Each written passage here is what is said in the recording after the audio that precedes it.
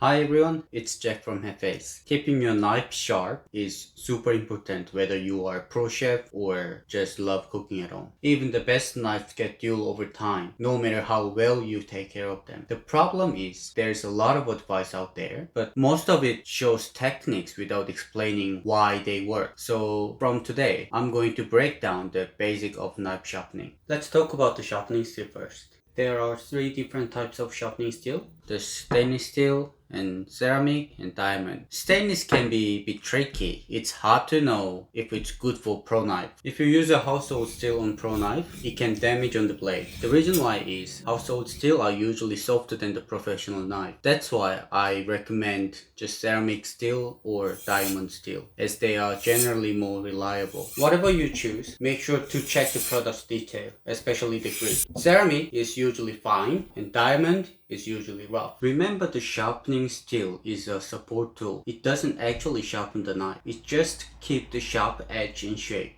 When the knife blade hits ingredients or the cutting board, the fine edge can be bent a bit like this. The sharpening steel relying